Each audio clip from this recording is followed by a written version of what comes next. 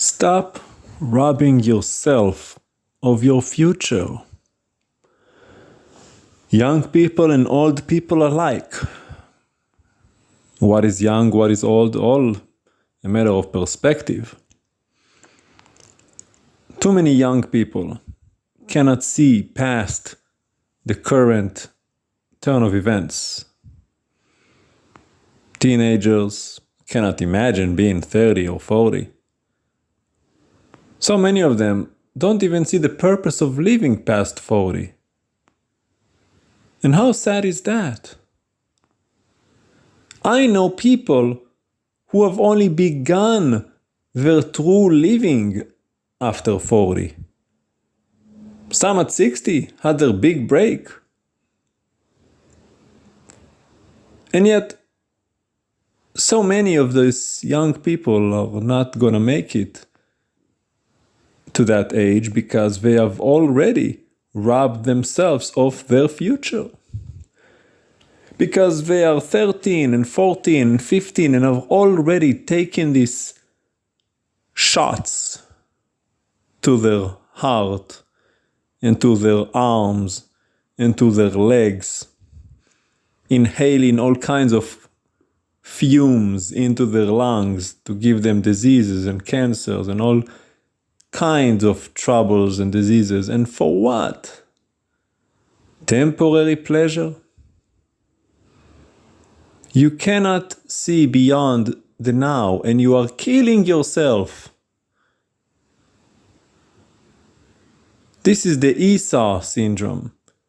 Can't see past a red stew here and now, that you're willing to sell your birthright. Can you imagine if Esau hasn't sold his birthright? There would be no Israel. There would be Edomel. They would have been the chosen people. The Mashiach would not have been born of the Jews. All of these blessings, they would have been the ones living in our land. And yet, the Edomites are gone. But Israel is still here. Imagine that. This is what you're doing to yourself when you choose to start taking drugs, psychotropic, psychedelic, cannabis, cigarettes. Yes, cigarettes too. Don't think cigarettes are so innocent. I know you think you're cool because you're smoking when you're 15. That's what everybody does. But then, if you ever survive to be 30 or 40, you know what's considered cool? If you can quit. So why don't you just beat that horse and save your life? Because not everyone is going to make it to that age. Now, surely you can point at some people who have been smoking for 60 years and are still barely alive.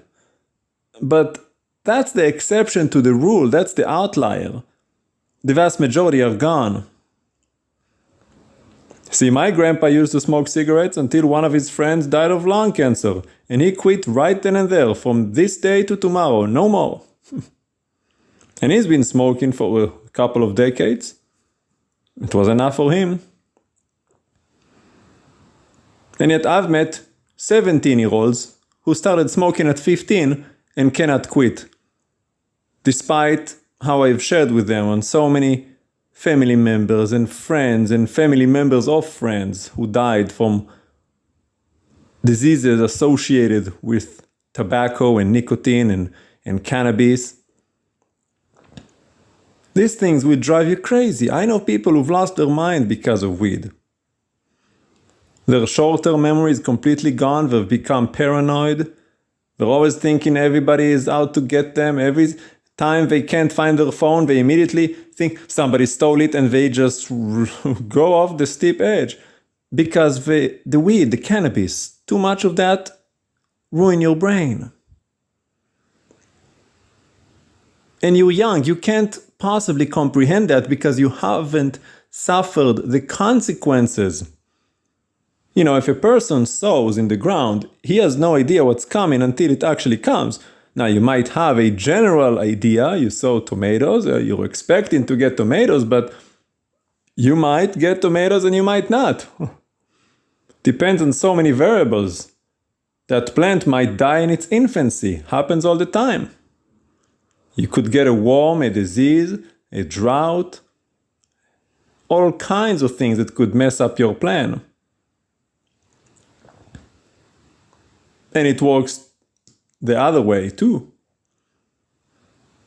For evil, you sow death, you're gonna reap death. Now, every now and then, you don't. Stephen met a 90-year-old who has been drunk until he was 60. He drank for at least 30, 40 years, and now he's sober for 30 years. And he lived to tell the tale, but he's the exception to the rule. And all that is said and done after he ruined his marriage, ruined his children, because, if you're a drunk father, your kids are gone. You're not mentally there, you're not emotionally supportive, you're not present in their life to teach them properly, educate them, raise them up in values and morals, teach them about their maker. You're a dysfunctional father. Is that what you want? And it's all because you started young when you thought it was cool, because you wanted to fit in with the gang.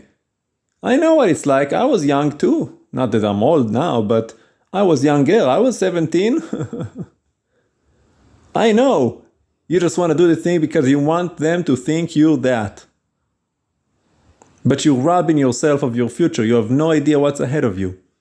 And for so many of you, you never will, because you're not going to get there, because you've already decided. I don't care. I'm going to drink and I'm going to smoke, and one day you're going to get your driver's license if you don't have it yet, and you're going to drive drunk, and you're going to hit a truck, or a truck is going to hit you, and it's going to be over. And all of those wonderful things that you would have accomplished in your life would all be gone. Colonel Sanders, the one who started KFC, I'm sure you've all heard about him. He got to the climax of his life at 77. 77 years old is when he finally realized there is a God in heaven and gave his life to the Lord. He accepted the Mashiach into his heart and had a complete transformation. 77 years old.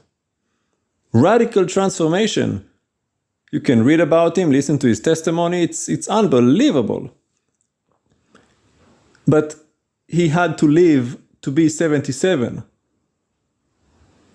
And thanks be to God, guess what? Colonel Sanders was not a smoker. He was not a drinker. He took care of himself. He wasn't indulging in drugs and all of these things, or else he would have probably died in his sin and met the righteous judgment of God, which would have not been good for a man like him. The wrath of God. He has cursed like a sailor, in his words, and did all kind of stuff. But guess what?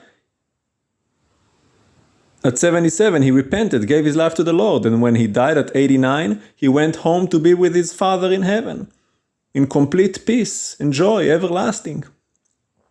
But what if he had died at 50, 49? Stephen's father died at 49 from lung cancer. Couldn't put that cigarette down. My aunt, same thing.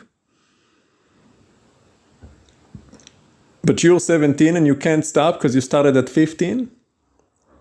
What is wrong with you people? Seriously.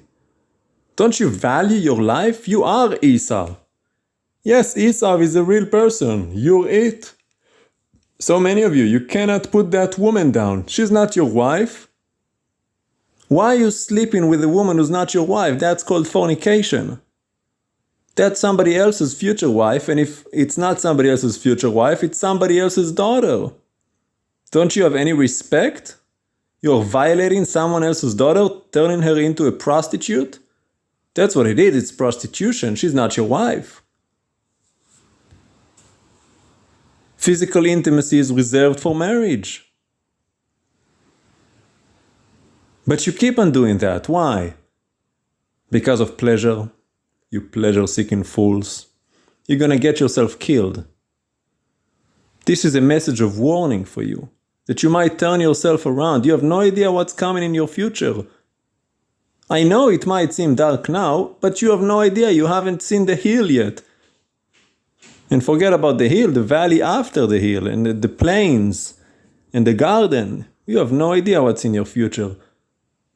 And yet you've already decided to rob yourself of that future because you just wanted that pleasure now, inhaling those fumes. And that's on you. Because you cannot argue with a fool. I'm not going to be able to convince a fool. But then again, I'm not talking to the fools. I'm talking to the ones who have ears to hear, who come across this message and actually do something about it and say, you know what? This guy's right. It's not worth it. Smoking all these cigarettes for what? I'm ruining my health. I'm young. I ought to be healthy and strong and doing contribution with myself to society, making the world a better place, not focusing on my little pleasure here and now, trying to look cool and gain the acceptance of a bunch of scoundrels who are no good themselves.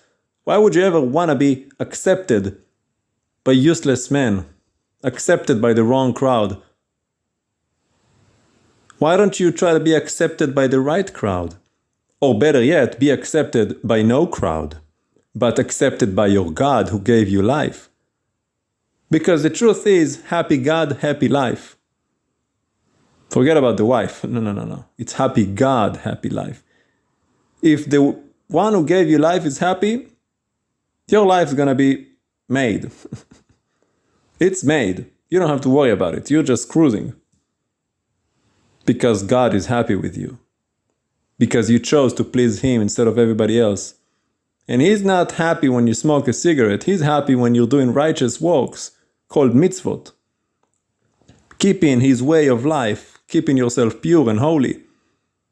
Helping the needy, lifting up the poor and the sick, the orphans, the widows, the elderly. Giving of yourself, volunteering, doing good works, kindness. Honoring His name. Keeping His Shabbat day holy, revering His holiness. And if you're not there yet, that's fine. You'll get there as long as you keep going. But the point being, don't rob yourself of the future. You have no idea. Like I said, Colonel Sanders, 77. He wasn't doing any of that at 76. But then 77 came around. 11 times 7. And he started keeping the seventh day. And serving the God of the seven. Adonai Elohim, the Lord. So take this to heart.